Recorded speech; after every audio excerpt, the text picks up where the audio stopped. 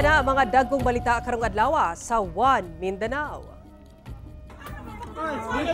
Usa ka 27 anyos nga lalaki, samdan human matud pa, gipaak sa usa ka buaya sa panglima sugala Tawi-Tawi. Davao City Health Office, padayon ang monitoring sa natalang 5 ka suspected cases sa chikungunya sa usa ka barangay sa syudad.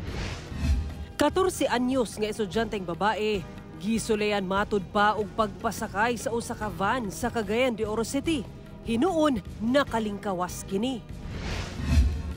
Mga mag-uuma og rice retailer sa Alabel, Sarangani, naguol nga basin malugi sa pagbaligya og humay og bugas karong gideklara ang National Food Security Emergency.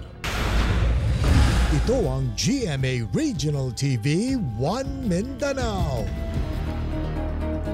Mayong hapon, Mindanao. Ako si Sara Hilomen Velasco. Nakatala ang Davao City Health Office og 5 ka suspected cases sa chikungunya sa usa ka barangay sa syudad. Ang chikungunya sama sa dengue nga sakit apan dili ingon ana ka grabe sumala sa CHO. Atong sero ng detalye niini sa live report ni Argil Relator. Argil. Sara, gawa sa mga kaso sa dengue, gina-monitor sab sa Davao City Health Office ang mga kaso sa chikungunya nga pareho sila nga gikan sa pinaakan sa lamok. Dili man nga nakagrabe ang epekto sa lawas sa tao sa chikungunya kung itandi sa kining dengue kung mataptan sila apan gina-monitor karon sa CHO aron malikayan nga mosaka ang ihap sa mga kaso. Sa bulan pa lang sa Enero 2025, 5 na ka-suspected cases o mga ginudahang kaso sa chikungunya ang natala sa Davao City. Nagikan ang maong mga kaso sa Barangay 9A Davao City. Kini base sa clinical diagnosis, apan kinahanglan pa ang results sa confirmatory test sa maong mga ginudahang kaso.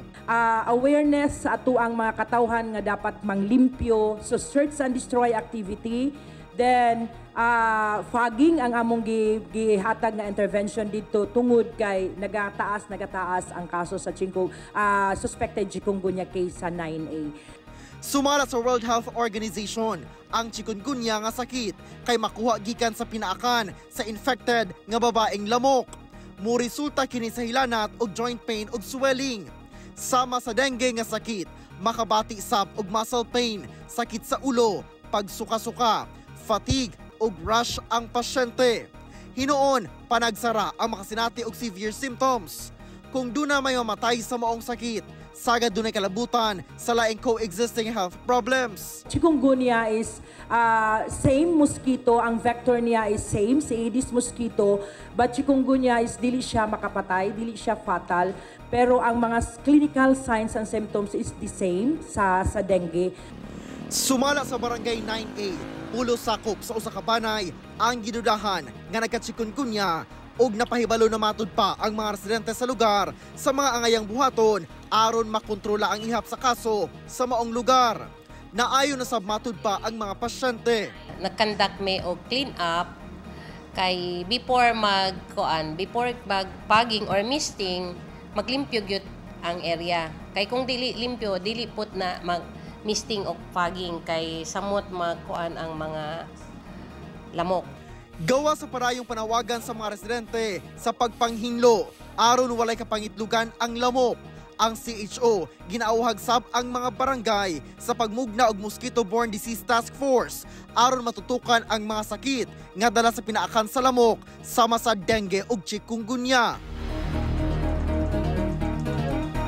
Sara, sama sa dengue, mapakgang lang ang sakit ng chikungunya kung limpyo ang palibot. Busa, dugay na panawagan sa health authorities nga unta magpabilin nga limpyo ang sulod o gawa sa mga tagbalay aron nga masigurong walay pangitlugan ang lamok.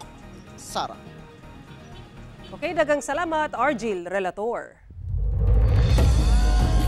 Atong sayron ang dugang pang mga balita sa Mindanao. Makauban nato si Efren Mamak live sa General Santos City. Efren. Usa ka 14 anyos nga dalagitang estudyante sa Cagayan de Oro City ang gisulayan kunog pagpasakay sa usa ka pribadong van. Apan kapulisan, giklaro nga dili attempted kidnapping ang insidente. Ani ang report. Gikumpirma sa inahan sa usa ka 14 anyos nga dalagitang estudyante nga gisuwayan daw ang iyang anak pagpasakay sa usa ka pribadong sakyanan samtang padulong sa iyang eskwelahan. Matod sa inahan nga samtang nagbaktas ang anak pasado alas 5 sa buntag niadtong Biyernes, gihunungan kini sa usa ka van nga color gray ug nangutana kung uhay ang driver sa direksyon padulong sa Barangay Konsolasyon. Gitubag kini sa dalagita apan gigunitan sa driver ang kamot niini. Rason nga iya kining gibira ug midagan palayo. Wala na siya maka-identify kung unsa, basta nakurat ra man siya, nidagan dayon. Wala na pod siya kabalo kay bata baya pod. Giklaro sa inahan nga human ang hitabo, may diretso sa iyang klase ang anak ug wala na magpa-blatter pa. Karon, hatod sundo na kini sa eskwelahan. Matod sa Cagayan de Oro City Police, gilayon silang nag-imbestiga sa Misamis Oriental General Comprehensive High School kung asa nagtungha ang estudyante. Sumala si kapulisan, dili pa makonsiderang attempted kidnapping ang nahitabo.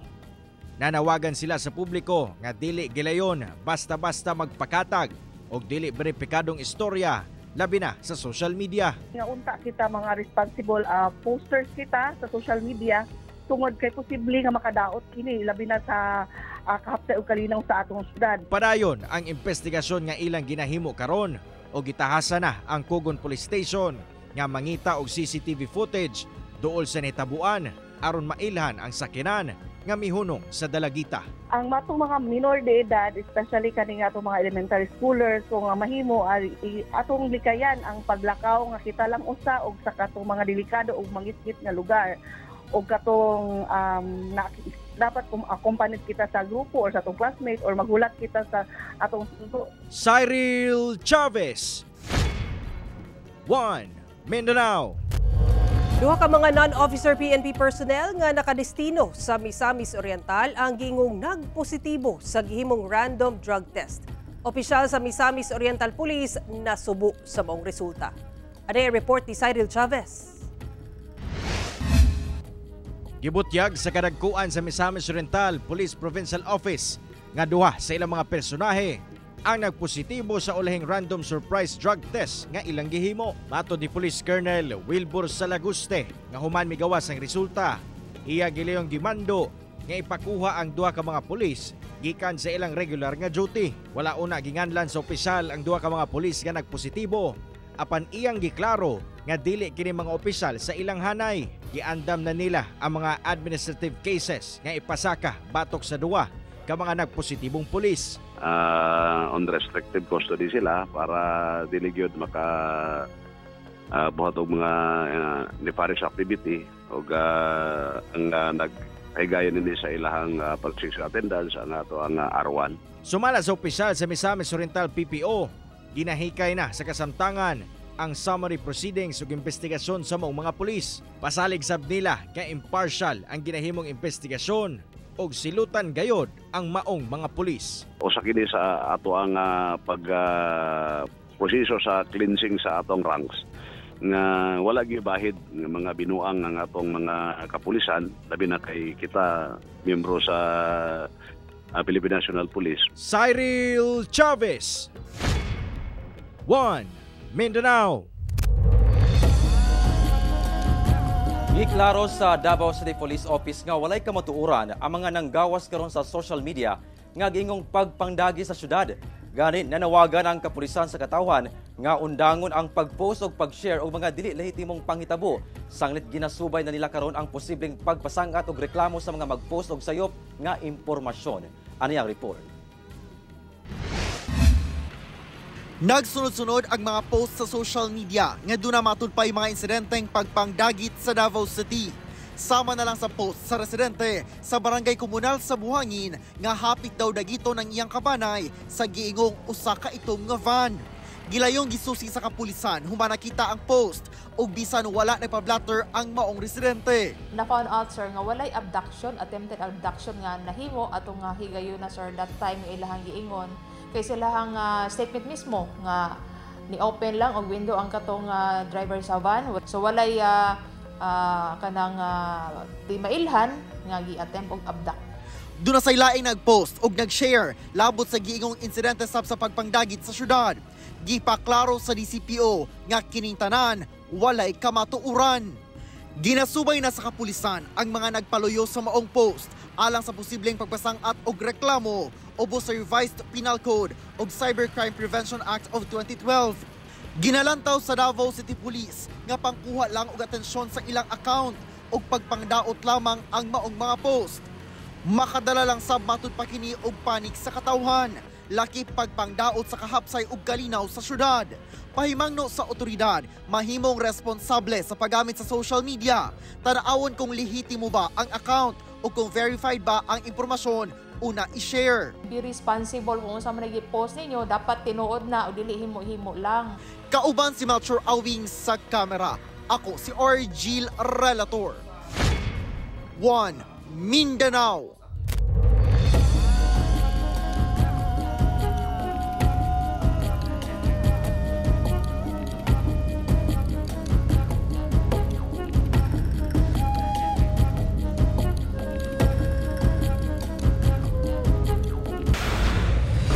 Ito ang GMA Regional TV 1 Mindanao. Usa ka 27 anyos nga lalaki ang nasamdan human giluksuan og gipaak matud pa ug usa ka buaya sa panglima sugala tawi-tawi kagabi. Ani ang report.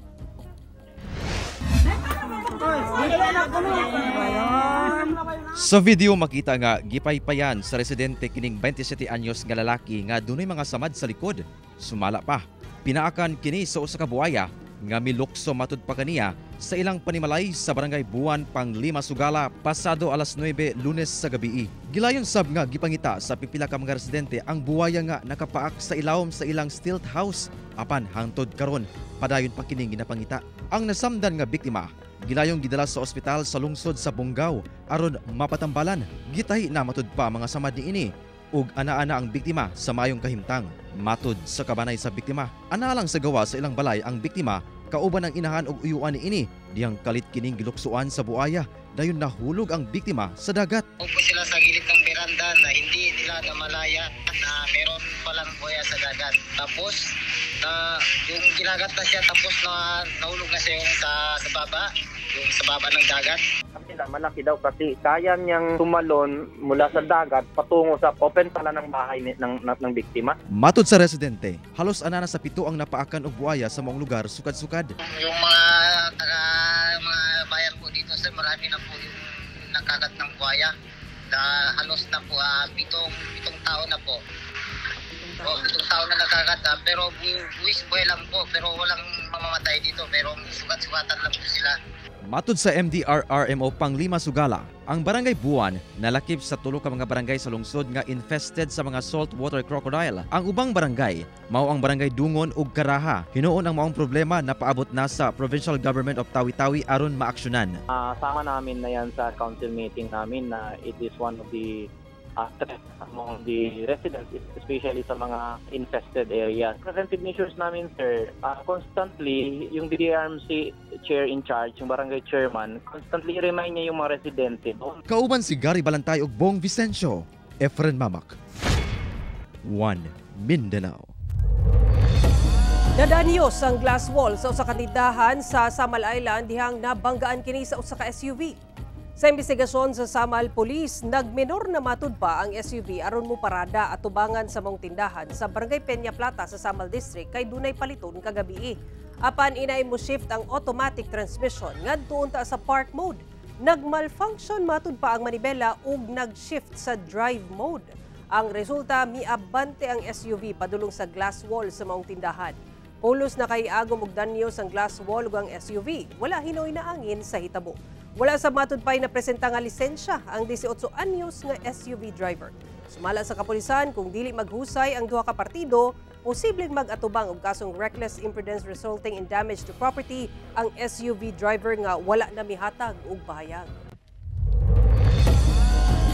Pagsulay og kawat sa lalaking sospek sa usa ka balay sa Tagum City, napakyas tungod sa pagpaghut sa iro. Ang insidente sa pool sa CCTV. Anay report ni John D. Esteban. Alas 2:20 sa kadlawon niadtong Sabado, February 1, nakuhaan sa CCTV ning lalaki nga misuway og pagpangawat sa usa ka balay sa Barangay San Miguel, Tagum City, Davao del Norte. Sa gawas sa likod nga bahin sa balay, makita nga daw naniid pa ang lalaki. Taud-taud pa, nakasulod na kini. Iyang giablihan ang bintana sa tubangang bahin sa balay. Nagsigi og lingi-lingi ang lalaki. Apan taud-taod.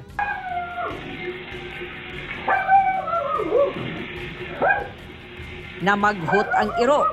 Nagdali-dali og dagan ang suspect ug napakyas ang daotang tinguha. Sumala sa tag-iya sa balay nga ang maong lalaki na ilahan na matud pa nga nagapangawat sa lugar. Sa bahin sa Tagum City Police Office, giabisuhan nila ang publiko nga mo report gilayon sa ilang opisina ug galing dunay mga samang hitabo aron maaksyonan dayon ug madakop ang suspect. Giauhag sab nila ang mga complainant nga pasakahan gyud og kaso ang suspect. Once na identified natin yung suspect niyan, pahan natin ng appropriate charges. Sometimes they just want it to leave it to the police. Hindi siya mabubuo yung kaso pag walang complainant. I have experienced a lot of cases na the victim is no longer willing to file the case and we cannot do otherwise. The police exerted a lot of effort and then na-arrested na yung tao. Pag-file na lang talaga ng kaso. Pero kasamahan sa community are not willing to file a case for what reason? Jandy Esteban, 1 Mindanao. Ito ang GMA Regional TV 1 Mindanao. Giauhag sa mga health expert ang katawhan nga magpabakuna kontra flu. Ilabi na katong huyang ang immune system. Kiniaron nga kung makasinati og flu o trangkaso, malikay nga magrabihan ang pasyente nga musangko sa pneumonia. Ani report ni Argil Relator. Hilanat, ubo, pagpanakit sa tutunlan, pagpanakit sa lawas, ug fatigue. Maoy pipila sa sintomas sa influenza nga usa ka viral respiratory infection gikan sa influenza virus. Sumala ni Dr. Vincent Cesar Magallanes, usa ka pulmonologist, pinaagi sa droplet sa pag-ubo o paghatching gikan sa dunay flu nga tao. Makatakod kini sa laing tao. Busa, importante nga kung dunay sintomas, magsuot kayon og face mask. Hinoon, mamahimo ra nga makarecover ang makasinatin niini, labi na kadtong lig-on ang immune system. Apan posible matud pa nga mugrabe ang flu ug mamahimo ng pneumonia o dunay infection sa baga, labi na kadtong mga ginatawag nga at risk o immunocompromised.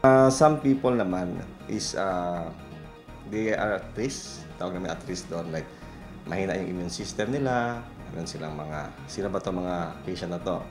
Either they're too old, yung mga lolo at lola nyo, too young, yung mga babies, yung mga ibang may problem sa immune system, yung mga diabetic, yung mga nag-dialysis, cancer patient. Kinahanglan nga ipakonsulta dayon sa doktor, sanglit magdepende sab ang treatment sa klase sa pneumonia, kung mild lang ba kini o severe o grabe na. Hindi lang kasi yan viral pneumonia pwede din sila mag-develop ng after the influenza, magka-bacterial pneumonia. Pinaagi sa pagpabakuna, dili na ingon ana kataas ang hulga sa pneumonia sa kinabuhi sa tao.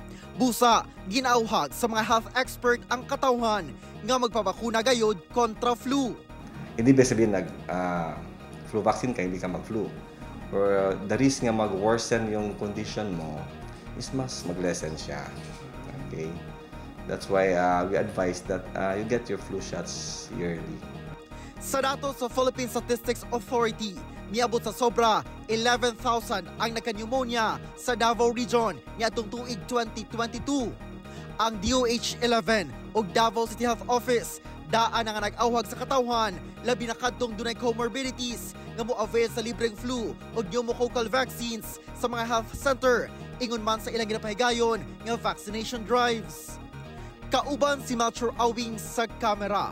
Ako si Argil Relator. 1 Mindanao.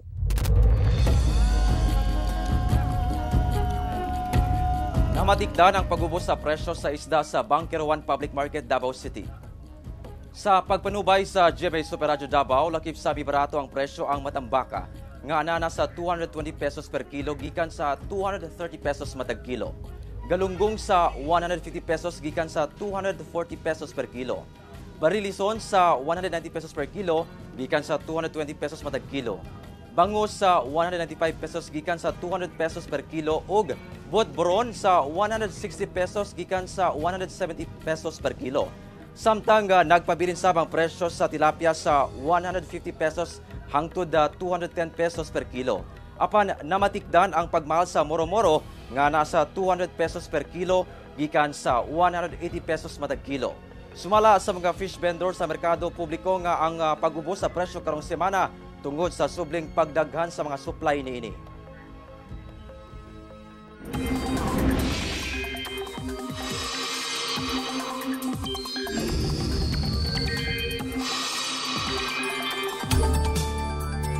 Makasinati na sa bugbog ng panahon ang daghang lugar sa nasod. Samtang sa Mindanao, easterlies gihapon ang makaapekto sa panahon. Sumala sa Pag-asa, daghang lugar sa Luzon ang apektado sa amihan. Samtang magdala og mga pag-ulan sa Mindanao, ang easterlies o ang init nga hangin gikan sa dagat Pasifiko. Kaganin na buntag natala ang pinakaubos nga temperatura sa Baguio City nga miabot sa 16 degrees Celsius. Base sa datos sa Metro Weather, daghang lugar sa Mindanao ang ulanon. Busa, magpabiling alerto sa pagbaha o landslide. Hingong pagsaka sa mga botante og 44% sa Barangay Carmen sa Cagayan de Oro City, padayong giimbestigahan sa Kongreso. Mayor ug anak nga kapitan sa mong barangay, posibleng di gihapon katambong. Ang detalye sa report ni James Paulo Yap. Sa nagpadayon nga investigasyon sa House Committee on Suffrage and Electoral Reform sa Kongreso tungod sa pagsaka sa ihap sa mga nagparehistro sa Barangay Carmen sa Cagayan de Oro City, sumala pa nga misaka og 44% o kapin 14,000 ka mga individual ang botante sa maong barangay. Hinungdan nga subling giimbitaran sa maong komitiba si Cagayan de Oro City Mayor Rolando Uy ug ang anak niini nga si kasamtangang Barangay Carmen Kapitan ug congressional aspirant Rainier Joaquin Uy aron makahatag katinawan sa maong issue. Gikumpirma sa spokesperson ni Mayor Uy ang sulat imbitasyon sa maong komitiba nga nakatakda karong Pebrero 5 apan sumala sa mga opisyal nga dili matud pa makatambong ang mayor tungod aduna kini opisyal nga lakaw nga natunong sa petsa sa hearing. Si Mayor Clarex is not available on Wednesday, no, kay naa siya prior commitment sa nga kinahanglan po dihang appearance sa Davao City kay dunay invitation niya dito, so dili siya makaadto. Inay magpadala lamang kini og representante. Dili pa sab sigurado kung makatambong si Barangay Carmen Kapitan Rainier Joaquin Uy apan magpadala kuno og representante ang maong kapitan. Sigon ni 1st District Congressman Lordan Swan, kinsa usasab sa mga nagpadayag sa maong kabalaka sa pagsaka sa ihap sa maong transferred voters nga mahinungdanon kuno ang presensya sa duha ka mga gipatawag nga opisyal aron matubag ang mga pangutana ug makamugna kuno sila ug balaod nun aron dili na mautro ang maong hitabo. Sa congressional inquiry, based sa giingon sa Philippine Statistics Authority na statistically improbable ang 44% increase in voters. Ang ingon po sa uban mga congressman nga disturbing ang pagsaka. Usasab ka video ni Mayor Uy ang gipresenta ni Congressman Swan atol sa maong hearing nga daw nag-aghat sa mga botante nga mobalhin sa Barangay Carmen. Tanan nakadawat. Nakadawat? Kung gusto ninyo padakan, unya gusto mo padayon to, transfer mo sa Barangay Carmen. Apan tubag sa kampo ni Mayor Uy, na komedya lang matud pa kuno ang giluwat nga istorya sa mayor. Dili man gito kanang tinuod nga iyang giaghat, no. Naagi ra man to sa usa joke kay baguhay lang to na human ang eleksyon sa barangay. Dili mo gud ta makaingon nga joke labaw na kung mayor ka kay bugat gyud na imong mga pamulong. So influential biyan ang mayor. Kauban si Makoy Sempron, James Paulo Yap, 1 Mindanao. Karong bulan sa Pebrero kon Hearts Month, magpahigayon na sab ang GMA Regional TV og Bloodletting Day sa nagkadayang lugar sa nasod ug dinhi sa Mindanao. Kini ang GMA Regional TV Bloodletting Day karong Pebrero 7 sa temang Donate Blood, Save Lives. Sa GMA Davao, ipahigayon kini sa Activity Center sa Ayala Mall sa Abriza nga magsugod sa alas 10 sa buntag. sa GMA Gensan sa 3rd floor sa Veranza Activity Center sa Veranza Mall. Ug sa GMA Cagayan de Oro City, ipahigayon kini sa Activity Center sa Ayala Centrio. Busa kita-kits mga kapuso, ang imong dugo dakong tabang aron masumpayan ang kinabuhi sa ubang nanginahanglan. Mao kato mohuling balita sa Mindanao karong adlaw. Mamahimo ninyo kining makita pag-usab pinaagi sa pagbisita sa official website sa GMA Regional TV o bisitaha ang among official YouTube channel ug i-click ang subscribe button para sa pinakaulahing balita. Daghang salamat sa atong mga kapuso sa Mindanao nga nagalantaw kanamo sa atong mga kapuso abroad. Padayon lang sa pagtutok sa mga lokal nga balita matag adlaw tungod sa GMA Regional TV, Local News Matters. Kami ang GMA Regional TV 1 Mindanao, tibok pwersa para sa mas dakong misyon ug mas halapad nga pagserbisyo sa nasod.